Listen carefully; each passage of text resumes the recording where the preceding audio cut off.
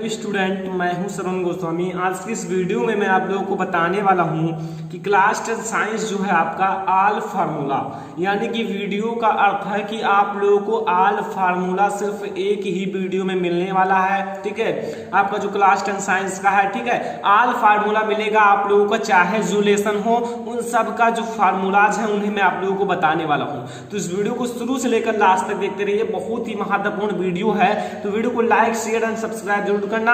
आज हम लोग देखने वाले हैं, अब इतना ही सूत्र याद करना है, आप लोगों को इतना सूत्र याद करना है और इसी पर ही न्यूमेरिकल्स आएंगे। तो इस सूत्र को याद कीजिए और अच्छे से स्टडी करना स्टार्ट कर दीजिए, क्योंकि अब आप लोगों का पेपर भी आ जाएगा बहुत ही जल्द। तो यहाँ हम लोग देखने वाले हैं पहला सूत्र। तो सूत्र है फर्स्ट, दर्पण का सूत्र। अगर आप लोग फर्स्ट चैप्टर पढ़ेंगे प्रकाश का परावर्तन, अपवर्तन तथा लेंस, तो उसमें जो आपका पहला सूत्र होता है स्टूडेंट, वो आपका दर्पण का सूत्र होता है। ठीक है, तो उसका सूत्र क्या होता है ये समझो। दर्पण का सूत्र मैंने ऑलरेडी प्रकाश का परावर्तन, अपवर्तन तथा लेंस पार्ट में पढ़ाया था, उसका लिंक वीडियो के डिस्क्रिप्शन में मिल जाएगा। एक ही वीडियो में पूरा पढ़ा दिया गया है। तो यहाँ देखिए इसका जो सूत्र है स्टूडेंट, 1/f बराबर होता है 1/v प्लस 1/u। समझो यहाँ जो है 1/f, यानी कि ये जो है आपका 1/f बराबर होता है 1/v प्लस 1/u, यानी कि f जो है आपकी फोकस दूरी है और जो आपका v है वो प्रतिबिंब की दूरी है और वस्तु की दूरी u है।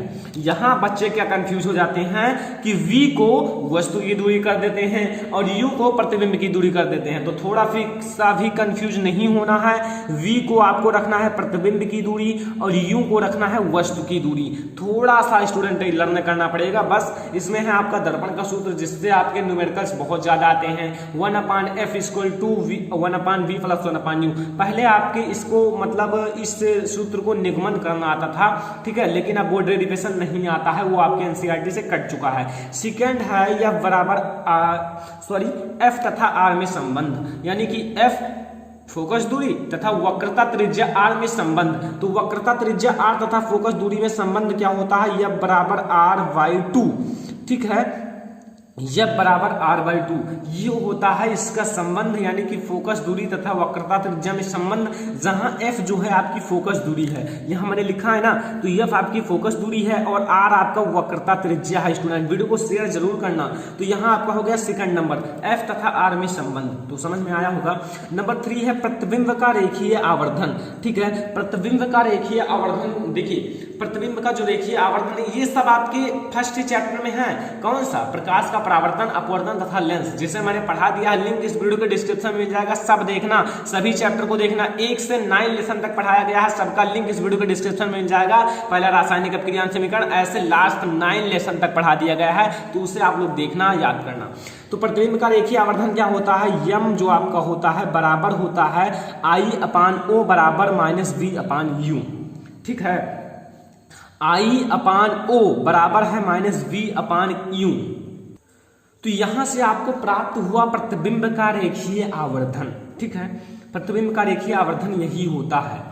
अब हम लोग देखेंगे अगला, क्रांतिक कोण। क्रांतिक कोण देखिए, क्रांतिक कोण देखिए इसका सूत्र जो होता है स्टूडेंट, वो होता है n बराबर 1/sin c, जहां sin c आपका है क्रांतिक कोण। ठीक है, कितना इजी है स्टूडेंट। अगर आप लोग फार्मूला को देखो तो ये क्लास 10 में जितना कुल फार्मूला है स्टूडेंट, उतना आपको क्लास 12 के पहले चैप्टर में मिलेंगे, इलेक्ट्रिक चार्ज एंड फील्ड में पहले चैप्टर में मिलेंगे। और जितना आपका कुल डेरिवेशन है स्टूडेंट, उसका 2 गुना डेरिवेशन आपको पहले लेसन में मिलेंगे। तो अभी आपको हार्ड लगेगा, तो मतलब आपका 12 में पहुंचोगे तो बहुत ज्यादा हार्ड लगेगा। तो अभी आपको सिंपल लेकर चलना है। ठीक है स्टूडेंट, तो यहाँ आपका चौथा था क्रांतिक कोण। क्रांतिक कोण क्या होता है, n बराबर 1/sin c। अब देखिए पांचवा जो है आपका, वो है वायु के सापेक्ष माध्यम का अपवर्तनांक। इस पर न्यूमेरिकल आपके बहुत छोटे पूछे जाते हैं, लेकिन हाँ बोर्ड एग्जाम के लिए आपके लिए इंपॉर्टेंट है ये। ठीक है, तो ये आपका जो सूत्र होता है वायु में प्रकाश की चाल, वायु में प्रकाश की चाल बटा माध्यम में प्रकाश की चाल। ठीक है, इसको आप लोगों को याद करना है, वायु में प्रकाश की चाल बटा माध्यम में प्रकाश की चाल। सॉरी स्टूडेंट, वायु में प्रकाश की चाल और बटा माध्यम में प्रकाश की चाल। ठीक है, तो माध्यम में प्रकाश की चाल आपका दिया रहेगा, वायु में प्रकाश की चाल 3 × 10⁸ मीटर पर सेकंड होता है, तो उसे आप लोगों को रख देना है। फिर लेंस का सूत्र क्या होता है स्टूडेंट, फिर आप लोग समझिए स्टूडेंट, अगला सूत्र है लेंस का सूत्र। समझो मैंने बताया क्या था, आप लोग ध्यान से समझो। मैंने बताया था दर्पण का सूत्र क्या बताया था, 1/f बराबर 1/v प्लस 1/u, इसे आप लोग कह सकते हो UVF में संबंध। ठीक है, आप लोग इसका दूसरा नाम दे सकते हो UVF में संबंध।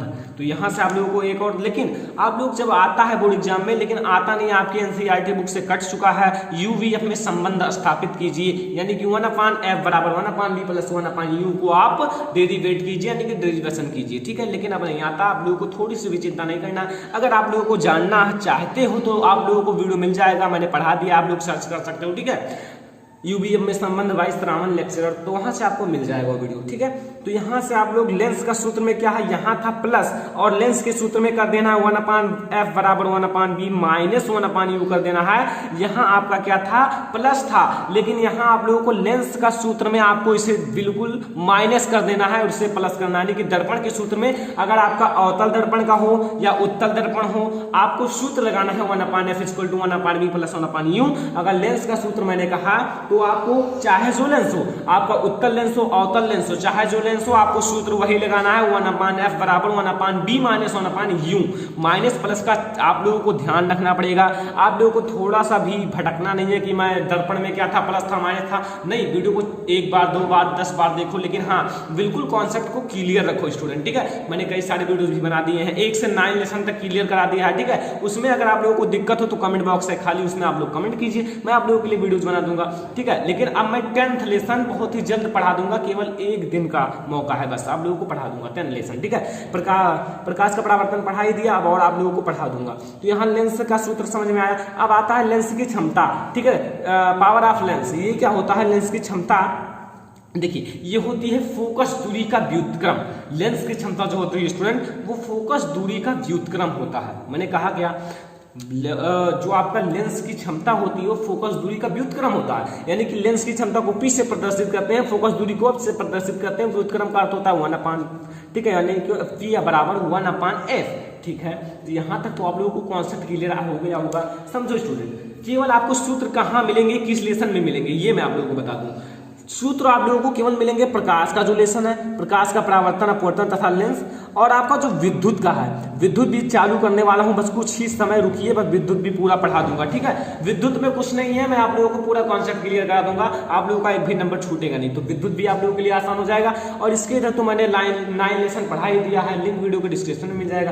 तो यहाँ लेंस की क्षमता बराबर होता है P बराबर 1/f, जहां P है लेंस की क्षमता, F है फोकस दूरी। ठीक है, तो यहां से हो गया कॉन्सेप्ट नंबर 7 क्लियर, 7 सूत्र हो गए क्लियर। अब 8 का नंबर है, तो अब स्टूडेंट आप लोगों को याद क्या करना है, इलेक्ट्रिसिटी यानी कि इलेक्ट्रिक करंट से आप लोगों को आता है फार्मूला, यानी कि आप लोगों को मैं लाइन से दे रहा हूं। 7 क्लियर हुए थे, अब 8 का नंबर है, यानी कि हम लोग अब 8 से देखेंगे। 8 क्या है, आवेश। आवेश जिसे हम लोग कहते हैं चार्ज। अब चार्ज बराबर क्या होता है, आवेश को किससे प्रदर्शित करते हैं, आवेश को क्यू से प्रदर्शित करते हैं स्टूडेंट। ये आपका क्यू लिखा है, ठीक है, ये मैंने लिखा है क्यू, क्यों, ठीक है, क्यों। अब देखिए स्टूडेंट, जो आपका आवेश होता है क्यू बराबर NE, NE। अब भटकोगे जरूर, N क्या है, E क्या है, तो कुछ नहीं है स्टूडेंट, E है आपका इलेक्ट्रॉन पर आवेश, यानी कि जो इलेक्ट्रॉन है उस पर आवेश, और N जो है वो इलेक्ट्रॉन की संख्या है, जितना इलेक्ट्रॉन होंगे उसकी संख्या, और जो आपका इलेक्ट्रॉन पर आवेश होगा उसे गुणा कर दोगे, मल्टीप्लाई कर दोगे, आपका आ जाएगा क्यू का मान। अगर आप लोगों को मैं लिखकर समझा देता हूं, ठीक है, यहां जो है आपका फर्स्ट जो आपका N है वो इलेक्ट्रॉन की संख्या है, E जो है इलेक्ट्रॉन पर आवेश है, बस। यहां आपका आता है 9 नंबर। 9 नंबर है विद्युत धारा, इलेक्ट्रिक करंट आपका बराबर क्या होता है, तो विद्युत धारा जो होता है I इक्वल टू होता है Q/T। आवेश प्रवाह की समय दर को विद्युत धारा कहते हैं, तो आवेश और उसका समय यानी कि Q/T, तो I बराबर होता है Q/T। अब आप लोग जानते होंगे, मैंने यहाँ बताया क्यों आवेश है, T समय है, तो क्यों आपका आवेश हो गया। आप लोग जहां लिख देना, जहां क्यों आपका आवेश है और T आपका समय है। ठीक है, कमेंट बॉक्स में आप लोगों को बताना है कि आवेश का मात्रक क्या होता है, धारा का मात्रक क्या होता है, समय का मात्रक क्या होता है। ठीक है, इन सबको आप लोगों को 3 क्वेश्चन को कमेंट बॉक्स में बताना है। ठीक है, आप लोगों को बताना ही पड़ेगा, क्योंकि मैंने पढ़ा दिया है विद्युत धारा और आवेश, इन सबको पढ़ाया है। ठीक है, और पढ़ाने भी वाला हूँ पूरा चैप्टर एक ही वीडियो में। अब हमारा आता है 10 है विद्युत विभव। विभव यानी कि जिसे V से प्रदर्शित करते हैं। ठीक है, और V जो होता है आपका बराबर होता है वर्ग और आपका आवेश की अनुपात। ठीक है। तो जो आपका ये है वर्क और आवेश का अनुपात, ठीक है। मैं बता देता हूं, कोई दिक्कत नहीं लेने का स्टूडेंट को। डब्ल्यू आपका है वर्क यानी कि कार्य, और क्यू आपका है आवेश यानी कि क्या है, आवेश, ठीक है। समझ में आया। तो यहां से आपका वैद्युत विभव का है। अब आता है वैद्युत विभव के बाद वैद्युत विभवांतर, जिसे हम लोग डेल्टा वी से प्रदर्शित करते हैं। बस सूत्र वही है, केवल नाम में चेंजिंग हुआ है। वैद्युत विभव वैद्युत विभवांतर, इसका डेल्टा नहीं है, इसका डेल्टा है W/Q। सेम यही चीज है, W बराबर वर्क और Q बराबर आपका चार्ज, ठीक है। अब आता है प्रतिरोध। यहां से ये क्वेश्चन है ओम के नियम का फार्मूला, ठीक है। ओम का नियम पढ़े हो नहीं पढ़े हो तो लिंक डिस्क्रिप्शन मिल जाएगा, पढ़ लेना। ओम का नियम बहुत ही अच्छे से पढ़ाया है, ठीक है। ओम का नियम देखिए, ओम का नियम जो होता है वो यानी कि यहां से एक सूत्र बनता है V इक्वल टू I/R, जहां V आपका क्या है, देखिए स्टूडेंट मैं बताता हूं। V है आपका विभवांतर, और आपका ये V आपका विभवांतर है, I आपका धारा है, और R आपका क्या है, वैद्युत प्रतिरोध। अब यहां मैं आप लोगों को बताता हूं, अगर ओम का नियम यानी कि R, ठीक है, यहां आप लोग R बराबर क्या कर दोगे, यहां आप लोग कर दीजिए V/I, ठीक है, बस R बराबर। तो यहां से आप लोगों का आ चुका है एक और सूत्र, ठीक है। तो अब हम लोग अगला देखेंगे विशिष्ट प्रतिरोध। क्या, विशिष्ट प्रतिरोध। देखिए एक तो होता है प्रतिरोध मतलब रास्ते में अवरोध उत्पन्न करना, ठीक है। और विशिष्ट प्रतिरोध होता है क्या, देखिए स्टूडेंट, जो आप लोगों का विशिष्ट प्रतिरोध होता है वो R से प्रदर्शित करते हैं, और ये जो होता है आपका बराबर होता है रो आपका आगे रहेगा और L/A। अब आप लोग पूछोगे कि आपका L लंबाई है, A क्षेत्रफल है, रो नियतांक है, R आपका विशिष्ट प्रतिरोध है, ठीक है। यहां से आपका 13 नंबर कॉन्सेप्ट क्लियर हुआ, और मैं गारंटी लेता हूं इतने में से आएगा आप लोगों का न्यूमेरिकल, ठीक है। तो यहां से आपका हो गया विशिष्ट प्रतिरोध आपका R equal to row L/A। तो यहां से आपका हो गया 13 नंबर क्लियर। तो आप लोग यहां तक आसानी से देख सकते हो। तो आपका आता है 14 नंबर क्वेश्चन, ठीक है। यहां से आप लोगों का 13 नंबर क्लियर होगा। इसके ऊपर अगर न्यूमेरिकल्स आप लोगों को फंसते हैं तो आप लोग कमेंट बॉक्स में बताना, ठीक है। अब हम लोग देखेंगे 14 नंबर क्वेश्चन। 14 नंबर क्या है, सेल का आंतरिक प्रतिरोध। आपने एक पढ़ा प्रतिरोध, दूसरा विशिष्ट प्रतिरोध, यहां आता है सेल का आंतरिक प्रतिरोध।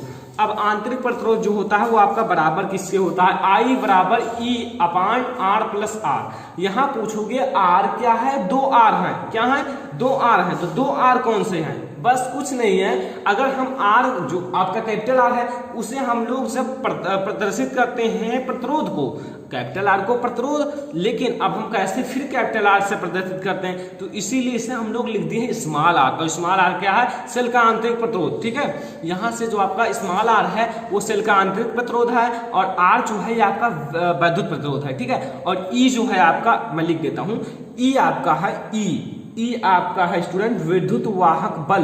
क्या है, विद्युत वाहक बल, ठीक है। अब आप लोगों का कॉन्सेप्ट तो क्लियर हो जाएगा। अब यह है आंतरिक प्रतिरोध। क्या है, आंतरिक प्रतिरोध, ठीक है। तो यहां से आप लोग एक एक को लर्न करना पड़ेगा, कुछ है नहीं लर्न नहीं, आप लोग पार्ट को सीधा देखो, लाइन से मैं पढ़ा रहा हूँ, 9 लेसन क्लियर है, उसे देखो, फिर आप लोगों को सब ऐसे क्लियर हो जाएगा, ठीक है। तो यहां से आप लोगों को सब पता चल गया। अब यहां से R है प्रतिरोध, I है धारा, ठीक है। अब यहाँ आते हैं, मतलब देखो यहाँ से श्रेणी क्रम संयोजन जिसमें R या R है, केवल R बराबर होता है R1 plus R2 plus R3। यहाँ केवल किया गया है R जो है आपका बड़ा प्रतिरोध है, और यहाँ छोटे छोटे प्रतिरोधों को जोड़ा गया है, ठीक है। मतलब एक लाइन से जोड़ा गया है। जैसे एक प्रतिरोध है, यहाँ एक प्रतिरोध R1 R2, ठीक है, R3, ऐसे आप लोग प्लस करके R4 R5 R6 लिख सकते हो, लेकिन जितना प्रतिरोध दिया हो उतना ही लिखो, ठीक है। यहाँ आपका श्रेणी क्रम मतलब लाइन से जुड़ना, ठीक है। अब यहाँ आता है समांतर क्रम। समांतर क्रम का अर्थ होता है, देखिए इस तरह से ये एक दूसरे के समांतर हो, ठीक है। यहाँ देखिए ये एक दूसरे के समांतर हो, ठीक है। देखिए यहाँ इस टाइप से बता रहा हूं कि एक दूसरे के समांतर हो। तो ये जो होगा अब सबको अपान लगा देना है, यानी कि 1/R जो होगा वो बराबर होगा 1/R1 बट्टा 1/R सॉरी प्लस 1/R2 और प्लस 1/R3। तो स्टूडेंट यहाँ से आपके कितने 16 नंबर आपका जो है फार्मूला क्लियर होता है। अब इसके आगे आप लोगों को कुछ नहीं पूछेगा, छोटा मोटा फार्मूला पूछ सकता है, वरना कोई फार्मूला बचा नहीं है स्टूडेंट। ठीक है, तो यहाँ से आपके क्लास 10 साइंस में इतने ही फार्मूले याद करने हैं। अब कोई फार्मूला हमसे बच गया हो तो वो उसके लिए सॉरी, आप लोग उसे याद कर लेना। ठीक है, अब आप लोग इतना याद कर लेना। हाँ, इस वीडियो को ज़्यादा से ज़्यादा शेयर कर देना स्टूडेंट, क्योंकि इसे मैंने बहुत ही मेहनत से स्ट्रगल करके बनाया है। ठीक है, तो आप इस वीडियो को शेयर करो यार, लाइक करो ज़्यादा से ज़्यादा, ताकि आप लोग इस वीडियो को लाइक पहुंचाओ 5000 6000 लाइक। ठीक है, और हाँ, चैनल पर नए आए हो तो चैनल को सब्सक्राइब करने के बाद बेल आइकन को प्रेस करो। मेरा अभी कितने हैं 81 के, यानी कि 81,000 बच्चे हैं। ठीक है, इसे आप लोग जल्दी से 100 के पहुंचाओ। ठीक है, ताकि एक हमें प्राइज मिले। ठीक है, क्या, सिल्वर प्ले बटन। तो इसे आप लोग जल्दी से जल्दी इतना पहुंचाइए। ठीक है, ताकि हम भी मोटिवेट हों, आप लोगों के लिए धड़ाधड़ कम से कम एक दिन में 5 6 10 वीडियो ला सकें। ठीक है, तो आप लोग जितना जल्दी इतना करोगे उस समय आप लोगों को ऑफर मिलेगा। मैं आप लोगों को इतना सारा वीडियो बना दूंगा कि आप लोग देख कर परेशान हो जाओगे। ठीक है, तो यहाँ से आप लोगों को 100 के जल्दी से जल्दी करना पड़ेगा। तो स्टूडेंट, ये है हमारा आज का ड्रीम। और आप लोगों को ये वीडियो पसंद आए, वीडियो को लाइक कीजिए, शेयर कीजिए अपने दोस्तों के साथ। अगर चैनल पर नहीं आए हो तो सब्सक्राइब करने के बाद बेल आइकन को प्रेस कर दीजिए, तभी तो ये पूरा होगा ना। सब्सक्राइब करोगे तभी तो स्टूडेंट, फिलहाल इस वीडियो में इतना ही, तब तक के लिए धन्यवाद।